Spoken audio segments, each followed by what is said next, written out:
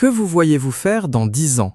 Demandait en 2012 le site Monde des grandes écoles et universités à Nathalie Péchala.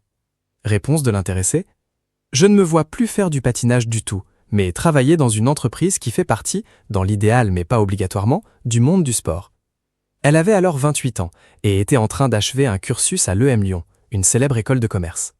Un long parcours qui avait duré 7 ans du fait de sa pratique sportive de haut niveau menée en parallèle.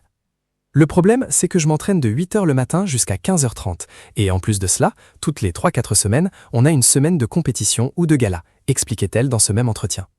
Un article dans lequel elle se définissait comme une grosse bosseuse, impatiente, intransigeante, et dont la devise était « si on veut, on peut ». 13 ans ont passé, et force est de constater que la mère des enfants de Jean Dujardin s'est donné les moyens de ses ambitions et a vu juste quant à son avenir professionnel. D'abord parce qu'à 42 ans, qu'elle fête justement ce lundi 22 décembre, elle ne pratique plus le patinage artistique. Ensuite parce qu'elle est bel et bien aujourd'hui employée dans une entreprise liée au monde du sport. Pas plus tard que la semaine dernière, elle s'exprimait sur LinkedIn, le réseau social professionnel qui vient de lui décerner, à sa plus grande joie, le titre de Top Voice, un programme conçu pour mettre en avant les membres faisant preuve d'expertise et de leadership dans leur domaine. Le sport n'est plus seulement une performance, c'est une expérience, un contenu, un écosystème, écrivait-elle. Le dernier numéro de M Lyon Business School Alumni, le FIL, explore le sport business dans un dossier intitulé « Quand le meilleur gagne » à travers les témoignages de dirigeants et d'acteurs du secteur. Cette lecture fait directement écho à une aventure marquante, le Club France Paris 2024. Un projet porté par le Comité national au Comité olympique et sportif français, CNOSF, et au Comité paralympique et sportif français, produit par MCI Sports, que j'ai eu l'honneur de présider. Un moment suspendu qu'elle n'oubliera jamais. MCI Sports, c'est justement l'entreprise dans laquelle Nathalie Péchala travaille depuis le mois de juillet dernier. Cette société, basée à Levallois-Perret, dans les Hauts-de-Seine, est spécialisée dans l'accompagnement des acteurs du sport. Ses équipes conçoivent et produisent des événements, développent des stratégies de sponsoring, créent des expériences sur mesure autour des grands rendez-vous sportifs et assurent la gestion protocolaire des invités de prestige. Autant dire qu'on touche là au cœur de l'expertise de Nathalie Péchala, qui depuis sa sortie de l'école a toujours évolué dans cet univers.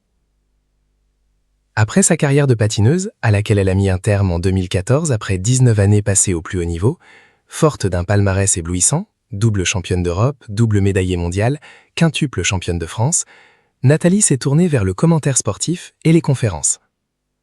Entre 2020 et 2022, elle a présidé la Fédération française des sports de glace, désireuse de faire évoluer les mentalités d'un sport qui sortait tout juste du scandale soulevé par Sarah Abitboul.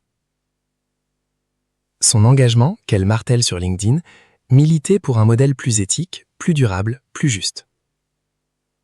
Un combat qu'elle entend désormais mener dans la branche Sports de MCI France au poste de directrice des stratégies de développement sport du groupe. Sa mission, ainsi qu'elle l'explique sur sa page de profil, développer la Business Unit Sport, activation de marque, hospitalité, organisation d'événements. Un terrain de jeu passionnant, conclut-elle, au croisement de l'émotion, de la stratégie et du collectif. Merci à Arnaud Chouraki, son nouveau directeur, pour sa confiance, et à toutes celles et ceux qui rendent cette aventure aussi humaine qu'ambitieuse. A-t-elle sur le réseau social professionnel lors de sa prise de poste.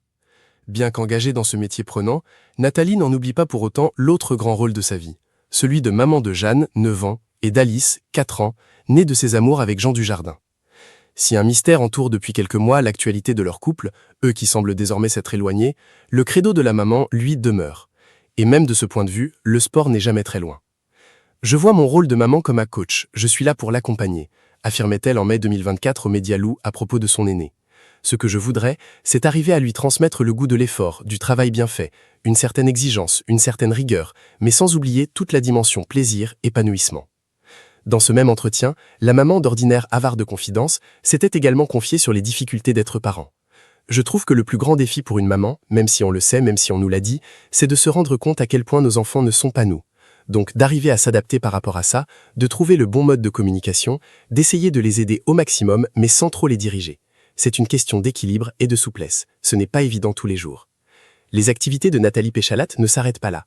Fidèle à ses engagements et à sa volonté d'œuvrer pour un monde plus juste, l'ancienne patineuse s'est engagée depuis janvier 2023 auprès de l'association Premier de Cordée, qui propose des animations sportives pour les enfants malades et mène des actions de sensibilisation au handicap.